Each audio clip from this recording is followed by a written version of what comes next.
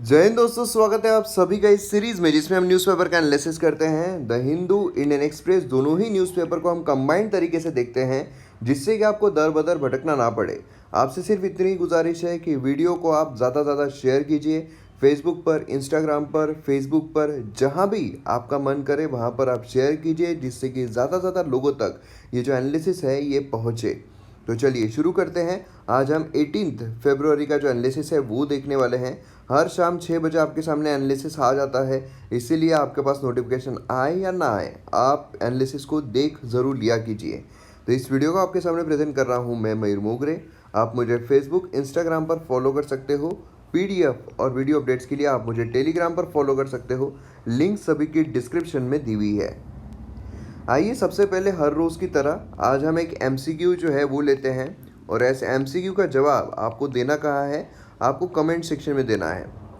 और इसका जो आंसर है वो भी मैं अभी आपको बता दूंगा, लेकिन इसका आंसर देने से पहले ही आपको वीडियो को पॉज करना है, इसके रिगार्डिंग इन्फॉर्मेशन लिखना है, आपका जवाब लिखना है, और फिर आपके बाद वीडियो जो है उसको रिज्यूम करना है और देखना है आपका जवाब जो है वो सही है या गलत है।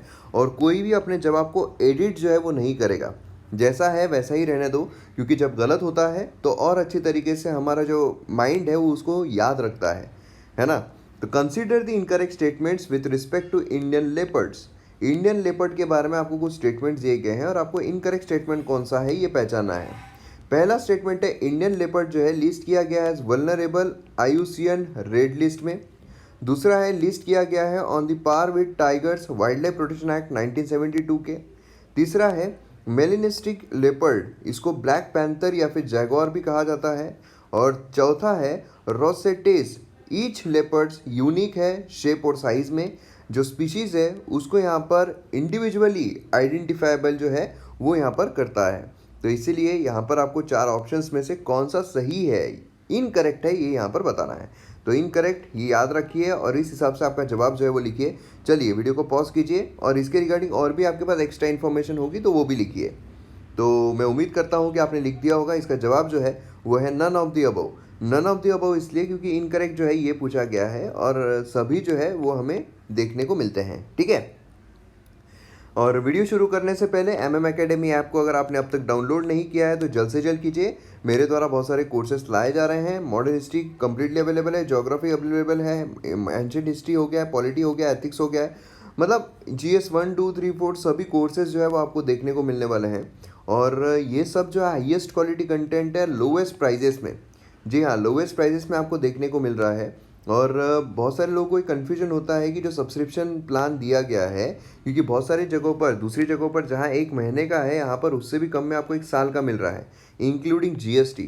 तो इसीलिए यहाँ पर एक साल का अगर आप ले लेते हो तो बहुत अच्छे तरीके से आप साल भर जो है बिना किसी आप रुकावट के अच्छे तरीके से पढ़ सकते हो। और ख़ास बात यह है कि बहुत सारे लोगों को एक कन्फ्यूजन रहता है कि जिस तरीके की इतनी कम प्राइजेस है, उनको लगता है कहीं एक सब्जेक्ट के लिए तो नहीं है। जी नहीं, ये ऑल इन वन सब्सक्रिप्शन है। मतलब एक बार अगर आप ले लोगे तो जितने भी कोर्सेस हैं सभी आप एंजॉय कर सकते हो, और जितने भी कोर्सेस आने वाले हैं वो भी आप एंजॉय कर सकते हो। तो इसीलिए जल्द से जल्द डाउनलोड कीजिए एमएम एकेडमी ऐप और वीडियोस को एंजॉय कीजिए। आइए यहाँ पर एक्सप्लेन सेक्शन देखते हैं। तो हमारे इंडियन एक्सप्रेस का एक्सप्लेन सेक्शन जो है उसमें हमें देखने को मिलता है running cars on hydrogen. Hydrogen पर जो कार रन हो रही है उसके बारे में इंफॉर्मेशन दी गई है, तो इसके बारे में हम डिटेल में देखेंगे। देन यहाँ पर अगर हम देखते हैं तो क्राइसिस एंड पौंडीचेरी। अब देखिए क्राइसिस जो है वो चल रहे हैं कांग्रेस मिनिस्टर्स के रिज़ाइन, उसी के साथ साथ जो मेजोरिटी है उस पर टसल। देन उसके बाद जो किरण बेदी है उनका रिमूवल एज लेफ्टिनेंट गवर्नर। तो बहुत सारी चीज़ें वहाँ पर चल रही है, तो डिटेल में इसके बारे में हम जानकारी जो है वो लेने की कोशिश करेंगे, लेकिन एग्ज़ाम पर्सपेक्टिव से। फिर उसके बाद ये लीगल प्रोविजन अगर हम देखते हैं, ग्रीटा जो टूल किट है ये बिल्कुल भी इम्पॉर्टेंट नहीं, ये भी इम्पॉर्टेंट नहीं है। Then ideas page and editorial page अगर हम देखते हैं तो रिफॉर्म लेसन्स जो है एजुकेशन के लिए वो यहाँ पर बताए गए हैं। तो यहाँ पर हमें 5 बेसिक जो सुझाव है वो देखने को मिलते हैं, तो इनको हम यहाँ पर डिस्कस करने की कोशिश करेंगे। देन यहाँ पर हिंदुत्व देखना ही मना है। ब्रिजिंग द इनइक्वालिटी गैप, यहाँ पर इनइक्वालिटी गैप की बात की जा रही है, उसको किस तरीके से ब्रिज कर सकते हैं उसकी बात की जा रही है, तो ये यहाँ पर हम देखेंगे। देन उसके बाद फार्मर्स एंड द सेलिब्रिटी, यहाँ पर सेलिब्रिटी जो है उनके साथ डिप्लोमेसी कैसे खेलनी है उसके लिए सरकार जो है वो असक्षम, ये सब फालतू की बातें हो रही है। टाइम टू केयर, यहाँ पर टाइम टू केयर मतलब वही जो पुरानी चीज़ें हमने देखी हुई है वही सारी चीज़ें यहाँ पर दोहराई जा रही है, कुछ नया नहीं है। देन उसके बाद द हिंदू पर अगर हम आते हैं तो देखिए द हिंदू में कल एक एडिटोरियल था, वायबिलिटी ऑफ टू प्रपोजल्स। ठीक है, तो ये जो है ये वाला ये कल का है, लेकिन मैं लेना इसको भूल गया था एक्चुअली, तो इसलिए मैं इस लेक्चर में उसको कवर कर लूँगा, क्योंकि जब मैंने ऑलरेडी वीडियो बना लिया उसके बाद मैंने जब फिर से, क्योंकि कल जैसा आप सबको पता है कि सुबह ही आपके सामने एनालिसिस जो है वो आ गया था, शायद 11 बजे एनालिसिस जो है मैंने अपलोड कर दिया था। उसी तरह आज भी जो एनालिसिस है वो सुबह ही अपलोड मैं कर रहा हूँ, लेकिन रेगुलर हमारा जो टाइम है वो 6 PM का ही है। शाम को 6 बजे ही वीडियो जो है वो रोज़ जो है वो आपके सामने आएगा। लेकिन अभी कुछ दिन से मैं थोड़ा बाहर ट्रैवलिंग में हूँ, इसलिए जो दोपहर में वक्त है वो नहीं मिल पा रहा है, तो इसलिए सुबह ही रिकॉर्ड करके फिर मैं बाहर निकल रहा हूँ, तो इसलिए आपके सामने ये जो एनालिसिस है वो थोड़ा जल्दी मैं अपलोड कर रहा हूँ। अब यहाँ पर अगर आप देखोगे वायबिलिटी ऑफ टू प्रपोजल्स, ये वाला कल नहीं लिया गया था, इसलिए आज मैं इसको डिटेल में डिस्कस करूँगा। देन उसके बाद यहाँ पर अगर हम देखते हैं poor states of Indian states important नहीं है, ये जो है ये अगेन वही बजट में हेल्थ सेक्टर वो सब बिल्कुल भी इंपॉर्टेंट नहीं है। मनी वर्सेस हैप्पीनेस जो है ये हमारे एथिक्स के लिए थोड़ा बहुत काम आ सकता है, तो इसको हम शॉर्ट में समझने की कोशिश करेंगे। देन यहाँ पर श्रीलंका जो है उसकी ग्रोइंग राइट्स, देखिए ये वाला जो एडिटोरियल है ये हम सीधा न्यूज़पेपर में ही देखेंगे, मतलब अलग से इसके लिए कुछ लिखना अलग से इतना वर्थ नहीं है, शॉर्ट में हम इसके ऊपर ही जाकर देखने की कोशिश करेंगे। तो चलिए अभी देख लेते हैं यहाँ पर इस एडिटोरियल में बेसिकली क्या कहा गया है शॉर्ट में। Growing rights crisis in Sri Lanka, तो यहाँ पर इंडियन लीडर जो है उन्होंने कंट्रीब्यूट किया है जो माइनॉरिटी तमिल्स है, ठीक है, जो माइनॉरिटी तमिल्स है श्रीलंका में, उनके अधिकारों को सपोर्ट करने के लिए, मतलब कि वो जो इक्वालिटी है ना, उसी के इक्विटी है, जस्टिस है, पीस है, डिग्निटी है, उसके साथ रह सके। अब यहाँ पर अगर आप देखोगे तो ये जो कमिटमेंट्स है ये काफ़ी क्रूशियल है। ह्यूमन राइट सिचुएशन जो है श्रीलंका में काफ़ी वर्स हुई है जब से हमें अभी जो प्रधानमंत्री है 2019 के वो देखने को मिलते हैं। ठीक है, अगर आप देखोगे जो राजपक्षे है ये डिफेंस सेक्रेटरी थे गवर्नमेंट में, जो लीड किया जा रहा था उनके भाई के द्वारा 2005 से लेकर 2015 तक, और इसमें अगर आप देखोगे तो काफ़ी बड़ी समस्या जो है वो यहाँ पर निकल कर आ रही थी। ठीक है, अब यहाँ पर आप देखिए जो महिंदा राजपक्षा है वो 2015 में लॉस्ट हो गए प्रेसिडेंशियल इलेक्शंस, और फिर उसके बाद चेंजेस जो है उसकी होप जो है वो दिखाई दे रही थी, मतलब एक्सप्रेशन, फ्रीडम ऑफ एक्सप्रेशन जो है वो थोड़ी ग्रेटर होना, ये सारी चीज़ें जो है वो हमें देखने को मिल रही थी। अब देखिए एडिटोरियल जो होते हैं जब हम रिलेशंस देखते हैं इंडिया श्रीलंका रिलेशंस, उसमें काफ़ी काम आते हैं, लेकिन इस तरीके की चीज़ें होती है कि अगर माइनॉरिटी मेजोरिटी ये सब जो है ये जब इंडिया कनेक्टेड हो उस टाइम पर आपको डिटेल में देखना पड़ता है, लेकिन एक सिचुएशन आपको पता रहना चाहिए कि बेसिकली चल क्या रहा है, एक अवेयरनेस रहना चाहिए। यहाँ पर कोई बेसिक नॉलेज हमें पूरा PhD इसमें नहीं करनी है, ठीक है, एक अवेयरनेस आपको रहना चाहिए कि हाँ हो क्या रहा है, किस तरीके की सिचुएशन, माइनॉरिटी की किस तरीके की सिचुएशन है, ये सब आपको यहाँ पर पता रहना ज़रूरी होता है। तो राजपक्षा गवर्नमेंट जो है उन्होंने काफ़ी अकाउंटेबिलिटी अपनी रखी नहीं है ना, और फिर जो ह्यूमन राइट्स काउंसिल है उनके द्वारा भी यहाँ पर एलिगेशन जो है वो यहाँ पर सीरियस मिलिट्री इसके द्वारा लगाए जा रहे हैं, ये सारी चीज़ें जो है यहाँ पर हमें देखने को मिल रही है। तो आइए यहाँ पर हम फर्स्ट एडिटोरियल पर आते हैं, वायबिलिटी ऑफ टू प्रपोजल्स। ठीक है, यहाँ पर बेसिकली हुआ क्या है, रिसेंटली वेस्ट बंगाल CM जो है उन्होंने कहा है कि इंडिया की सिर्फ एक कैपिटल क्यों है, इंडिया की एक कैपिटल नहीं रहना चाहिए, इंडिया को यहाँ पर 4 कैपिटल जो है वो रखने चाहिए, 4 कैपिटल्स रहने चाहिए। उन्होंने सजेस्ट किया पार्लियामेंट सेशन जो है वो यहाँ पर 4 कैपिटल्स में रोटेटिंग मैनर में होते रहना चाहिए, जैसे अभी अगर हम देखते हैं तो दिल्ली में होता है, लेकिन और 4 जगहों पर होना चाहिए और रोटेटिंग बेसिस पर होते रहना चाहिए। ठीक है, ये हमारे GS पेपर 2 पर्सपेक्टिव से काफ़ी इंपॉर्टेंट है, और खासकर मेंस पर्सपेक्टिव से भी सीधा क्वेश्चन आपको आ सकता है कि बताओ कि हम यहाँ पर अगर 4 कैपिटल्स रखते हैं तो क्या ये फिजिबल है, उसी के साथ इसके मेरिट्स डीमेरिट्स क्या क्या है, और हम क्या कर सकते हैं इस चीज़ के लिए, तो ऐसे क्वेश्चंस जो है वो आपको पूछे जा सकते हैं। तो इसमें अगर आप देखोगे तो वायबिलिटी ऑफ टू प्रपोजल्स में हम जो 4 कैपिटल की यहाँ पर बात कर रहे हैं, तो अब सबसे पहले तो क्या करना चाहिए कि ऐसा अगर कोई मुद्दा आपके सामने आता है तो आप खुद पहले सोचिए। ठीक है, यहाँ पर वीडियो पॉज कीजिए, आप खुद पहले सोचिए, कुछ इसके पॉजिटिव्स निकालिए, कुछ इसके नेगेटिव्स निकालिए कि अगर 4 कैपिटल हम रखते हैं तो उसके क्या पॉजिटिव्स होंगे, अगर हम 4 कैपिटल रखते हैं तो उसके क्या नेगेटिव पर्सपेक्टिव्स हमें देखने को मिलेंगे, अगर हम यहाँ पर जो पार्लियामेंट सेशन है वो रोटेटिंग मैनर में करते हैं तो क्या हो सकता है, ये आप पॉज करके अगर सोचोगे, फिर उसके बाद यहाँ पर टेक्निकल एस्पेक्ट्स में जब हम इसके मेरिट्स डीमेरिट्स में जाएंगे तो और अच्छे खासे आपको एक सोचने को मजबूर किया जा सकता है कि हाँ इस तरीके से तो मैंने सोचा ही नहीं था या सोची ही नहीं थी। तो इस तरीके से क्या होगा, आपका ब्रॉड पर्सपेक्टिव बनते जाएगा, नहीं तो वही घोड़े की तरह एक तरह सोचते रह रहे हो सीधा सीधा, तो मतलब नहीं रहेगा। तो अब यहाँ पर हिस्ट्री अगर हम देखते हैं तो देखिए कलकत्ता, अभी जो कोलकाता है ये वंश कैपिटल था हमारे देश का, जब किंग जॉर्ज 5 जो है उसने यहाँ पर अनाउंस किया था दिसंबर 1911 में कि हम दिल्ली जो है वहाँ पर शिफ्ट हो रहे हैं और न्यू कैपिटल जो है वहाँ पर दिल्ली में बनने वाली है। आप सभी को पता है, हमने जब मॉडर्न हिस्ट्री देखा है एम एकेडमी ऐप पर, तो 1911 वहाँ पर हमें देखने को मिलता है, क्या देखने को मिलता है, कैपिटल जो है वो शिफ्ट हो गई है। लेकिन उससे पहले जो कलकत्ता है वो हमें कैपिटल जो है वो देखने को मिलता था। वेस्ट बंगाल जो है वो काफ़ी हब था। उसका रीज़न क्या था, क्योंकि बहुत सारे जो फ्रीडम फाइटर्स है वेस्ट बंगाल से निकलते थे, इसलिए क्या था कि वहाँ पर काफ़ी इंस्टेबिलिटी हमें देखने को मिलती थी, है ना, कि वहाँ पर जो मतलब इंस्टेबिलिटी मतलब ऑन दी पॉजिटिव नोट, क्योंकि जो ब्रिटिशर्स हैं उनके लिए काफ़ी खतरा था वेस्ट बंगाल, तो इसीलिए उसने वहाँ पर डिवाइड जो है वो भी कर दिया था वेस्ट बंगाल को, east Bengal and west Bengal, है ना, बंगाल को डिवाइड भी कर दिया था। देन उसी के साथ साथ हमें देखने को मिलता है कि जो बंगाल है वो काफ़ी अच्छा खासा रिसोर्सफुल था, है ना, फर्टाइल लैंड थी, तो सब कुछ मतलब वहाँ पर आप देखोगे तो बहुत ज़्यादा उपज जो है, बहुत ज़्यादा एग्रीकल्चर फैसिलिटीज़, मतलब बहुत सारी चीज़ें वहाँ पर हमें देखने को मिलती थी। और उसी के साथ साथ जो ज़्यादातर हमले हैं वो हमें इधर साइड से देखने को मिलते थे, अफ़गानिस्तान साइड से देखने को मिलते थे, इसीलिए यहाँ तक बंगाल तक आने तक काफ़ी ज़्यादा जो हमले हैं वो सब टल जा सकते थे। इसीलिए क्या था कि दूर एक दराज में जो बंगाल है वो काफ़ी, और पोर्ट भी पास में था, तो उसकी वजह से ट्रांसपोर्टेशन भी, तो ये सारे रीजंस थे कि यहाँ पर बंगाल जो है वो उन्होंने सबसे पहले, मतलब मोस्ट ऑफ द टाइम अगर आप देखोगे मोस्ट ऑफ द जगहों पर जो बंगाल है वही वहाँ पर हमें कैपिटल देखने को मिलती थी। पार्लियामेंट हाउस जो ओपन था 1927 and magnificent voice Royce residence, है ना, नाउ राष्ट्रपति भवन, वो हमें देखने को मिलता है। ठीक है, वन ऑफ द फैक्टर्स जो यहाँ पर in favour of New Delhi ये था proximity to the summer capital Shimla. क्या था कि भैया शिमला जो है वो करीब है, शिमला जो है वो समर कैपिटल है, तो उसके करीब हम जा सकते हैं, तो ये एक फैक्टर हमें देखने को मिल रहा था। अब यहाँ पर जो प्रपोजल लाया गया है कि हमें 4 कैपिटल जो है वो रखने चाहिए, तो 4 कैपिटल के लिए यहाँ पर फिजिबिलिटी क्या है। देखिए यहाँ पर 4 कैपिटल का मतलब क्या है, 4 पार्लियामेंट बिल्डिंग्स बना देना, है ना, मतलब एक तो हमारे पास है ही, लेकिन 3 और पार्लियामेंट बिल्डिंग बनाना। अभी जो है वो दिल्ली के पार्लियामेंट की बिल्डिंग जो है वो भी कंस्ट्रक्शन है, तो इसलिए क्या होगा, पूरे चारों जो है वो यहाँ पर बनाने पड़ेंगे। अब यहाँ पर सबसे पहला जो मुद्दा आता है वो आता है एकोमोडेशन का।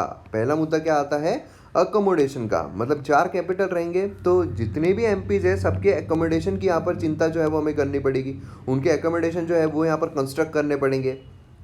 अब यहाँ पर जो नदर्न पार्ट से हैं कंट्री के, वो यहाँ पर कंफर्टेबली जो रेसिडेंशियल एकोमोडेशन है न्यू दिल्ली के, उस तरीके के वहाँ पर वो प्रिफर करेंगे कि हाँ भैया हमको वहाँ पर सेटल होना है, अच्छे तरीके से रहना है ना। पार्लियामेंट सेशन होने के बाद जो रेसिडेंशियल एकोमोडेशन रहेंगे वो तो खाली रहेंगे, क्योंकि एक बार हो गया दूसरी जगह चल जाओ, दूसरी जगह हो गया तीसरी जगह चल जाओ, ऐसा हो जाएगा, है ना।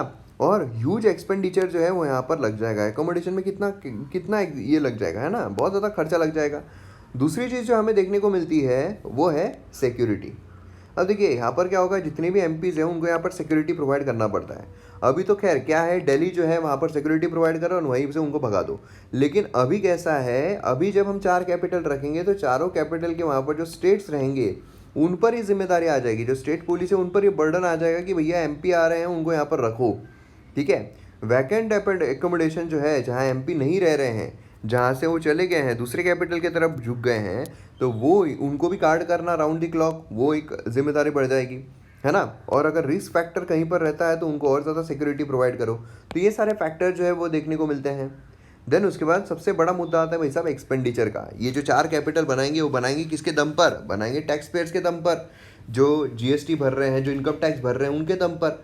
तो अब यहाँ पर अगर हम स्टेट जो है वो कैपिटल यहाँ पर मतलब शिफ्ट भी करते हैं तो एक्सपेंडिचर उतना ही बढ़ जाएगा।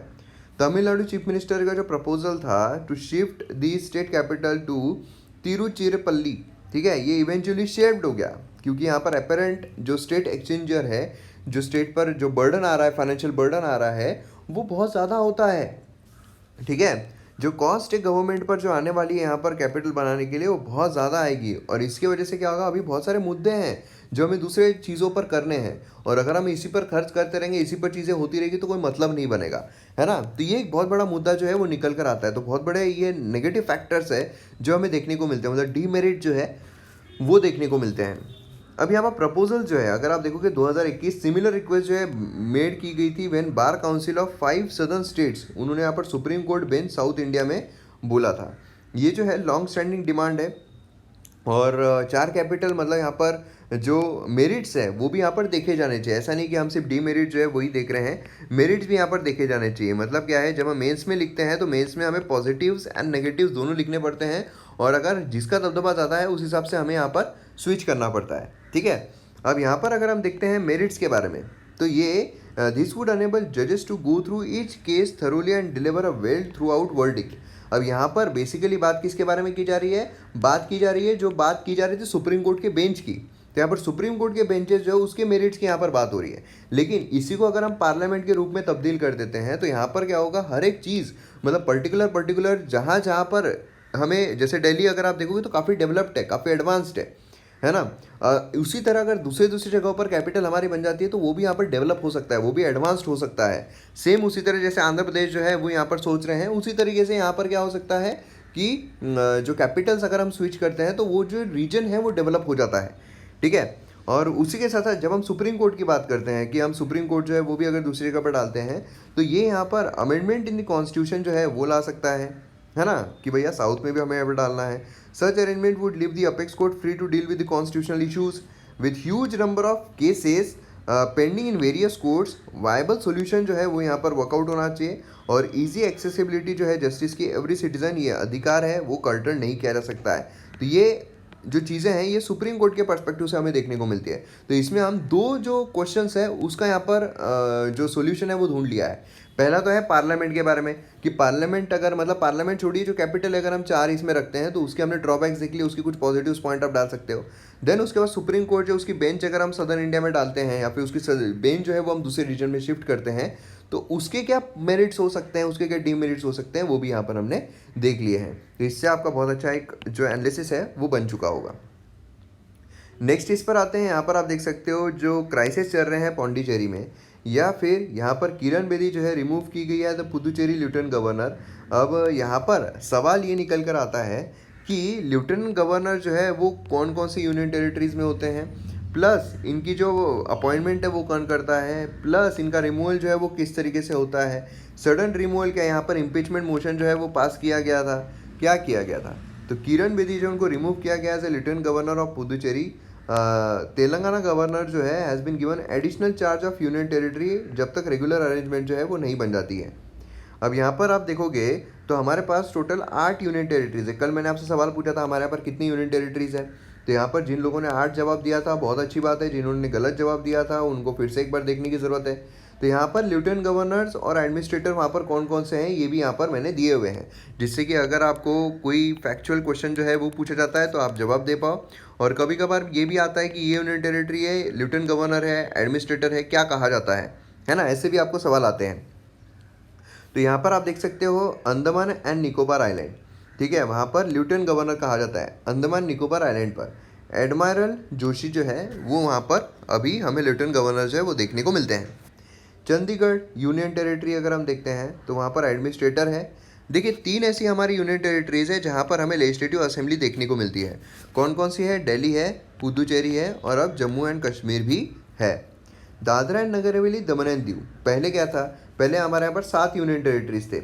फिर उसके बाद जम्मू एंड कश्मीर एंड लद्दाख जो है ये यहाँ पर सेपरेट हो गए, यूनियन टेरिटरी में तब्दील हो गए। फिर हमारे यहाँ पर टोटल 9 यूनियन टेरिटरीज हो गई। लेकिन फिर क्या हुआ, Dadra and Nagar Haveli and Daman and Diu जो है इन दोनों को कंबाइंड कर दिया गया। इससे हमारे यहाँ पर अब 8 यूनियन टेरिटरीज देखने को मिलते हैं। तो Dadra and Nagar Haveli and Daman and Diu, Praful Patel administrator कहा जाता है। दिल्ली अगर हम देखते हैं तो अनिल जो बाईजाल है लेफ्टिनेंट गवर्नर कहा जाता है।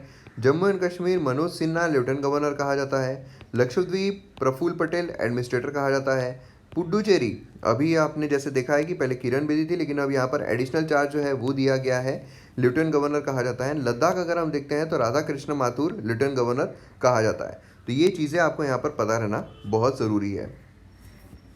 अब लेफ्टिनेंट गवर्नर की जब हम बात करते हैं पुदुचेरी की, तो यूनियन टेरिटरी ऑफ पुदुचेरी जो है हेड किया जाता है लेफ्टिनेंट गवर्नर, और पुदुचेरी नॉमिनल हेड होते हैं, और जो चीफ मिनिस्टर है वो इलेक्टेड हेड होते हैं। ठीक है, बाकी यूनियन टेरिटरीज जो है वहाँ पर इलेक्टेड गवर्नमेंट लेजिस्लेटिव असेंबलीज जो है वो हमें देखने को नहीं मिलती है। मतलब कहाँ कहाँ पर है, पुदुचेरी अगर हम देखते हैं, दिल्ली अगर हम देखते हैं, जम्मू एंड कश्मीर अगर हम देखते हैं, तो ये 3 यूनियन टेरिटरीज है जहाँ पर हमें इलेक्टेड गवर्नमेंट जो है वो भी देखने को मिलती है बाकी इंडियन राज्यों के हिसाब से। लेकिन वहाँ पर हमें लेफ्टिनेंट गवर्नर जो है वो भी देखने को मिलते हैं। बाकी राज्य अगर हम देखते हैं तो गवर्नर जो है वहाँ पर वो नॉमिनल एक राज्यपाल होते हैं, लेकिन यहाँ पर हम लेफ्टिनेंट गवर्नर देखने को मिलते हैं। और है तो यूनियन टेरिटरी, मतलब ये आता किसके हैं, सेंट्रल गवर्नमेंट के अंडर में ही आता है। Rules of business of government of Puducherry, government of union territories act 1963, constitutional provision expect lieutenant governor to act as a bridge between local government and centre. क्या है कि जो सेंटर है उनके अंडर में यूनियन टेरिटरी आते हैं। अब यहाँ पर ब्रिज जो है वो रहना चाहिए ना। अब यहाँ पर अगर बीजेपी की सरकार है, यहाँ पर अगर कांग्रेस की सरकार है, एक ब्रिज की तरह कौन एक्ट करेगा, तो लेफ्टिनेंट गवर्नर जो है वो यहाँ पर एक्ट करते हैं ब्रिज की तरह। अब यहाँ पर आप देख सकते हो मैनर जिसमें लेफ्टिनेंट गवर्नर फंक्शन करते हैं। Elected government is also split out rule of business and government of Puducherry 1963। ठीक है, under rule 47 which deals with person serving union governor government administrator exercise power regulating the condition of service of such person consultation with chief minister. यहाँ पे भी क्या होता है, यहाँ पे भी जैसे हमारे यहाँ पर जो गवर्नर है, ठीक है, नॉर्मल गवर्नर है स्टेट्स के, राज्य के, उनको एक्ट करना पड़ता है on the advice of council of ministers. उसी तरह यहाँ पर भी हमें देखने को मिलता है कि जो मिनिस्टर्स है, खासकर चीफ मिनिस्टर बोल दीजिए, काउंसिल ऑफ मिनिस्टर बोल दीजिए, कैबिनेट बोल दीजिए, उनके बलबूते पर ही इनको काम करना पड़ता है। लेकिन सिर्फ फ़र्क ये होता है कि यहाँ पर क्या है, राष्ट्रपति जो है, प्रेसिडेंट जो है, उनको ये पूछ कर सकते हैं, उनको ये बोल सकते हैं। ठीक है, ये हमें देखने को मिलता है।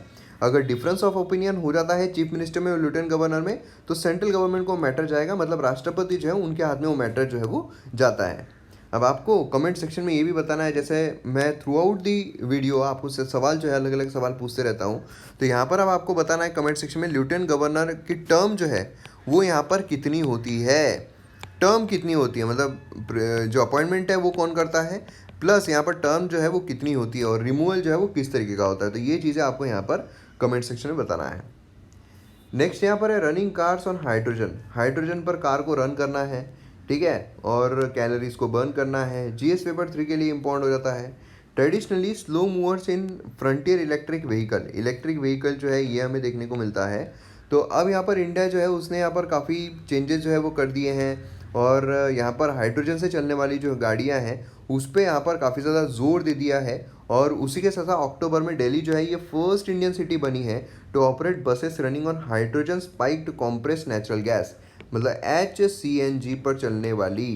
तो ये भी एक पॉइंट काफ़ी इंपॉर्टेंट है, दिल्ली जो है ये फर्स्ट सिटी बनता है, इंडियन सिटी। ठीक है, अब यहाँ पर आप देखोगे हाइड्रोजन जो है क्यों हम इस्तेमाल करना है, क्यों लेना है भैया, अब जो चल रही है डीजल पेट्रोल चलने दो ना, क्यों ज़बरदस्ती का फालतू में ये करना है। तो याद करो उत्तराखंड में क्या हुआ है, याद करो ग्लेशियर मेल्ट, याद करो जो सी लेवल राइज हो रहा है, याद करो क्लाइमेट चेंज जो हो रहा है, याद करो जो गर्मी हो रही है।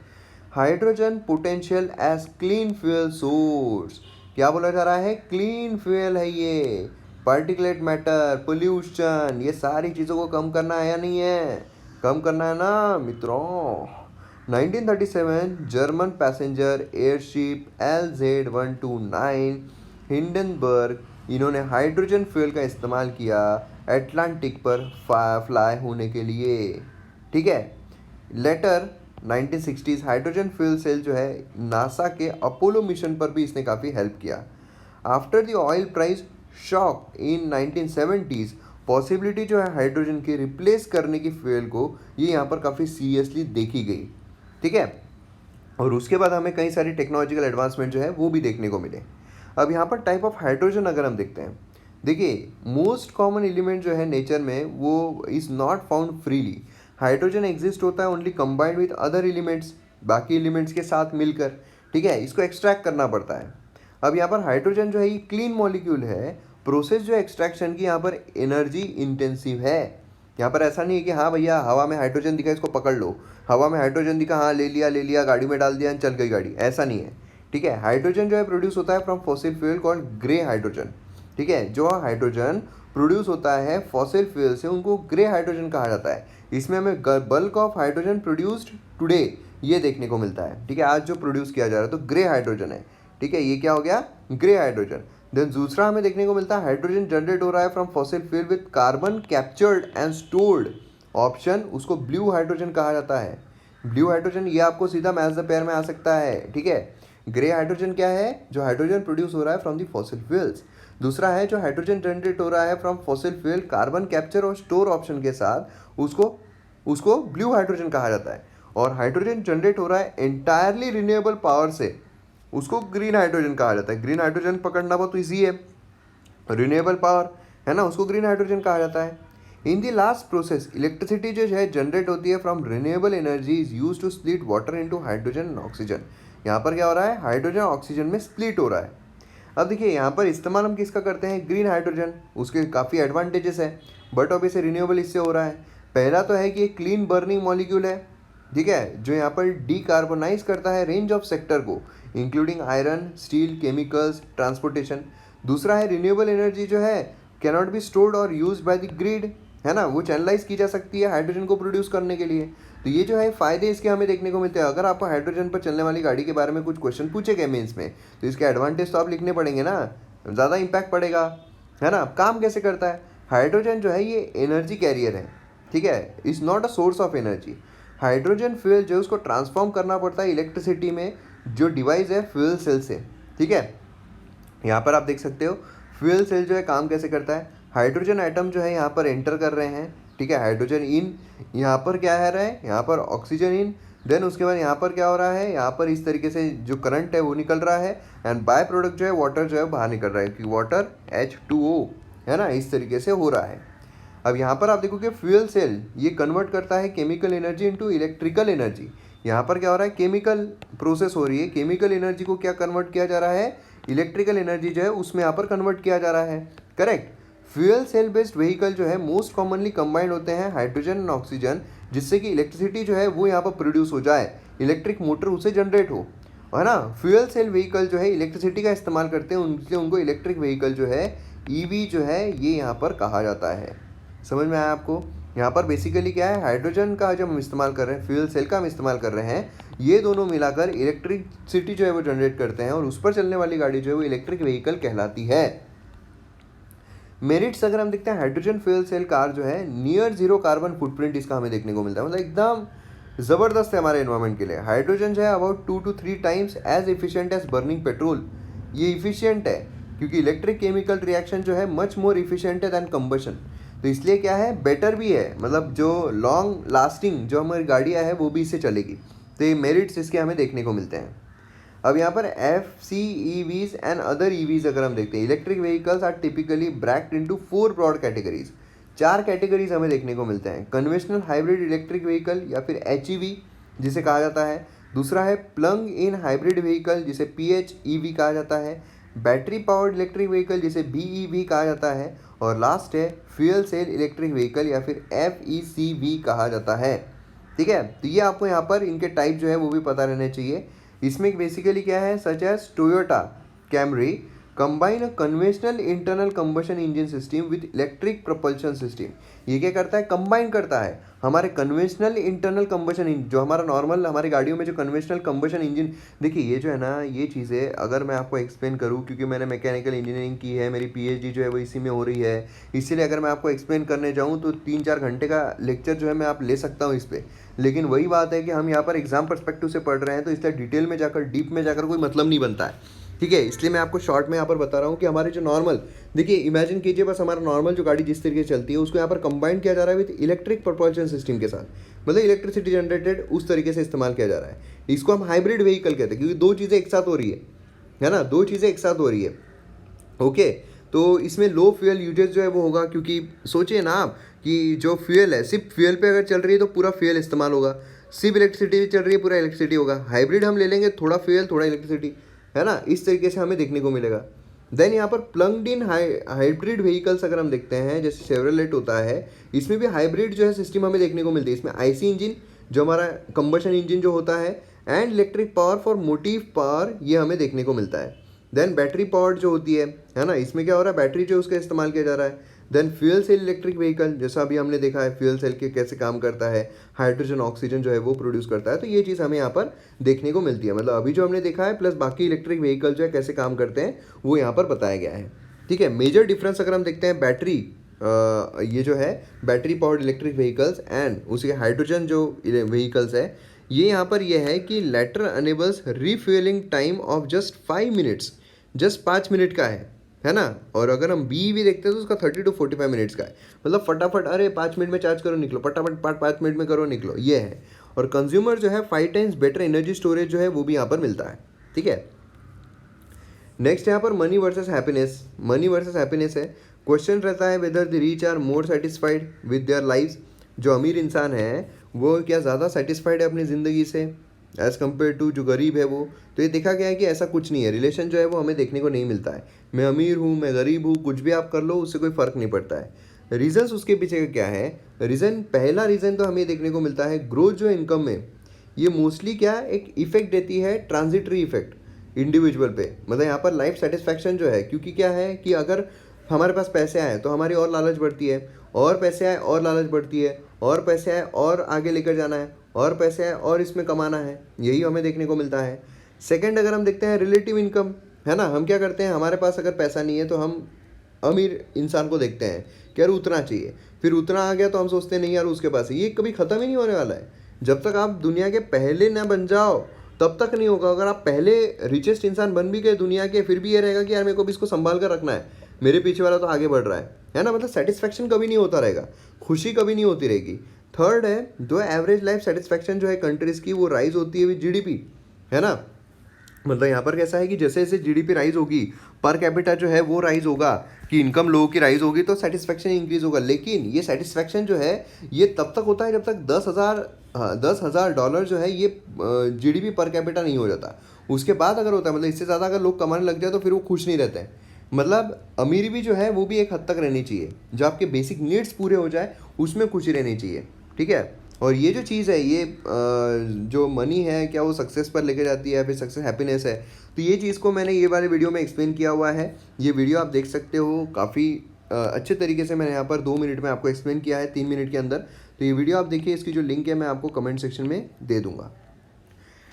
नेक्स्ट यहाँ पर ब्रिजिंग द इनइक्वालिटी गैप, देखिए हमारे GS3 के लिए इंपॉर्टेंट है। अब इकोनॉमिक पॉलिसी जो है उसका क्या रोल है, तो देखिए इसमें बहुत सारी जगहों पर क्या होता है, जैसे आर्टिकल्स हम देखते हैं, एडिटोरियल देखते हैं, स्टार्टिंग में काफ़ी फालतू की बातें की जाती है।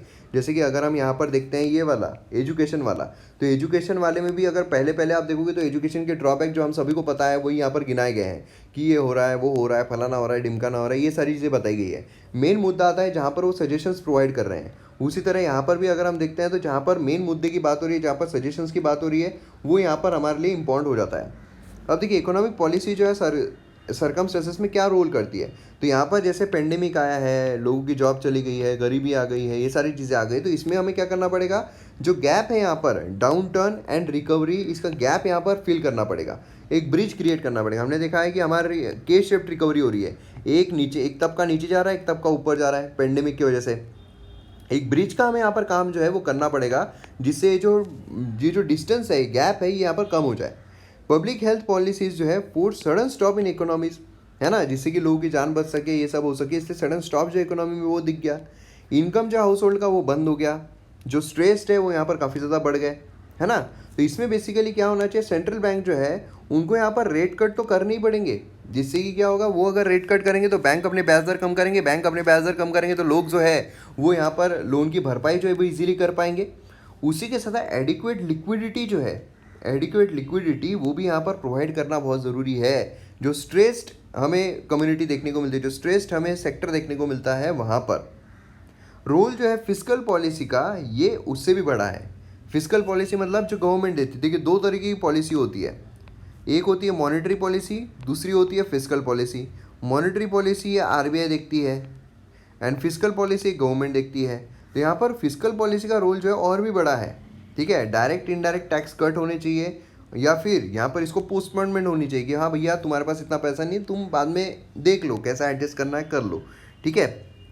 अब यहाँ पर अगर आप देखोगे तो जो इनकम है लोगों का वो बहुत ज़्यादा हैम्पर हुआ है।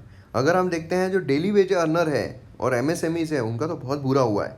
अब हमें यहाँ पर फ़ायदा उठाना चाहिए डायरेक्ट बेनिफिट ट्रांसफ़र का थ्रू जैम, जनधन, आधार मोबाइल।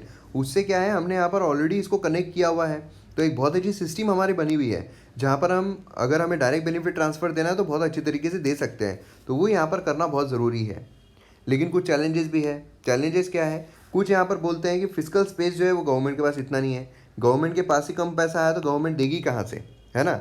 लेकिन यहाँ पर एक जो सोल्यूशन यहाँ पर बताया गया वो ये है कि ओवरऑल क्रूड ऑयल के प्राइजेस जो है वो यहाँ पर कम है, तो उसमें गवर्नमेंट ज़्यादा टैक्स कर सकती है, जो अभी तक कर ही रही है ना। गवर्नमेंट ने किया है, जैसे मैंने आपको कल या परसों की वीडियो में एक्सप्लेन किया था कि कैसे यहाँ पर गवर्नमेंट जो है वो जो हमारे क्रूड ऑयल के प्राइजेस है इंटरनेशनल मार्केट में वो कम होने के बावजूद हमारे यहाँ पर पेट्रोल और डीजल के दाम जो है वो कम नहीं हुए, है ना। तो यहाँ पर क्या है, अगर गवर्नमेंट सिंपली यहाँ पर टैक्स करती है ऑयल विंडफॉल को, तो यहाँ पर एक्साइज ड्यूटी इंक्रीज करके तो उनके पास ज़्यादा पैसा आएगा। कल ही मैंने आपको एक्सप्लेन किया था, क्रूड ऑयल के प्राइसेस अगर 35 है, प्लस यहाँ पर सेंट्रल गवर्नमेंट अगर 10 रुपये लगाती है, प्लस यहाँ पर स्टेट गवर्नमेंट अगर 5 रुपये लगाती है, टोटल कितना हो जाएगा 35 + 5 40 + 10 50 रुपीज़ का पेट्रोल मिलेगा। लेकिन यहाँ पर अगर ये जो दाम है ये दाम कम हो जाते हैं, ये समझ लो कि ये 30 रुपये हो जाते हैं, प्लस यहाँ पर गवर्नमेंट जो है ये 15 रुपये यहाँ पर चार्ज करती है, प्लस यहाँ पर 5 रहता है, तो टोटल कितना हो गया 30 + 5 35 + 10 45 + 5 50, 85 रुपये रहेगा। लेकिन अब यहाँ पर सेंट्रल गवर्नमेंट ने टैक्स बढ़ा दिया, तो सेंट्रल गवर्नमेंट को 5 रुपये एक्स्ट्रा मिलेंगे।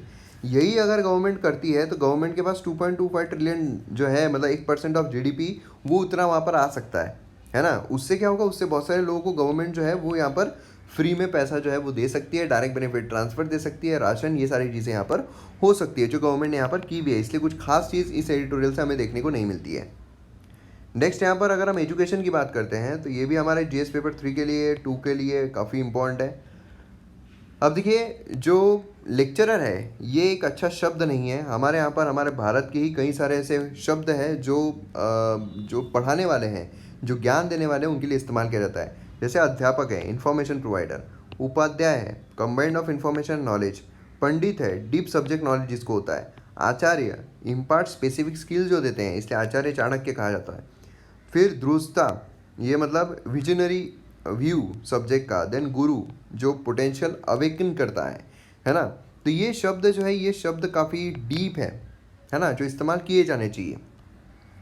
अब देखिए क्या करना चाहिए, तो सबसे पहले यहाँ पर 5 चीज़ें बताई गई है। अब यहाँ पर आप अगर ये याद भी नहीं भी रखते हो, ये भी आपको पता ही है, मतलब ऐसा कुछ नहीं है कि बहुत नई चीज़ इसमें लाई गई है, बहुत खतरनाक बात बोली गई है, ऐसा कुछ भी नहीं है। उल्टा इससे अच्छी चीज़ ये हमने ऑलरेडी देखी हुई है।